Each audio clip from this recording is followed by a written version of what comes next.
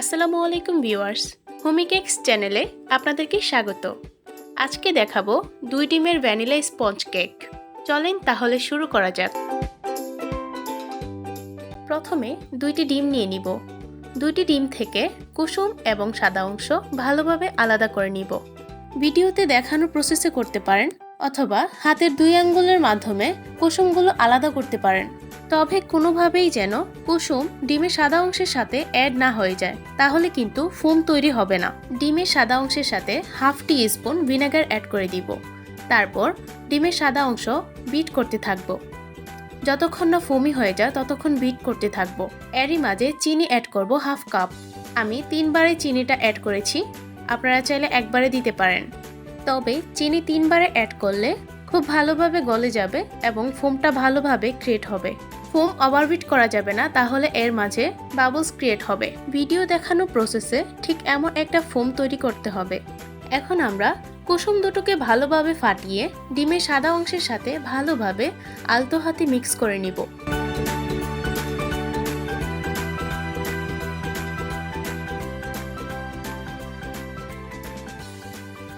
এখন একটি চালনিতে ময়দা নিয়ে নিব 3/4 কাপ এবং বেকিং পাউডার নিয়ে নিব হাফ টি স্পুন। ভালোভাবে চেলে আলতো হাতে একটি হ্যান্ড উইক্সের মাধ্যমে ডিমের সাদা অংশের সাথে অ্যাড করে নেব। আমি 3 বারে অ্যাড করে নিচ্ছি, আপনারা চাইলে 2 বারও অ্যাড করে নিতে পারেন। এই কাজটি খুব আলতো হাতে করতে হবে, তা না হলে আমাদের ফোমটা বসে যাবে।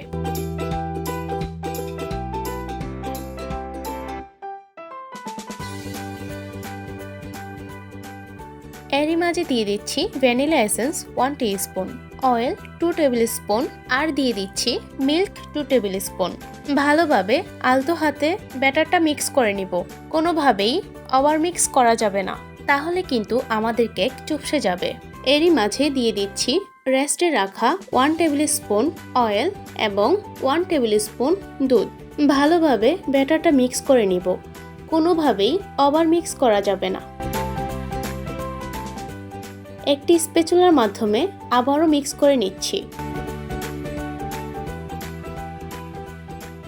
এখন একটি 6 ইঞ্চি মোল্ডে ব্যাটারটা ঢেলে দিব।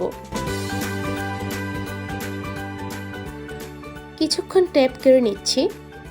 এখন 180 ডিগ্রি সেলসিয়াস তাপমাত্রায় 35 মিনিট কেকটি বেক করে নিব। দেখতেই পাচ্ছেন কেকটি কত সুন্দর হয়েছে। অবশ্যই ঠান্ডা হওয়ার পর কেকটি মোল্ড আউট করতে হবে।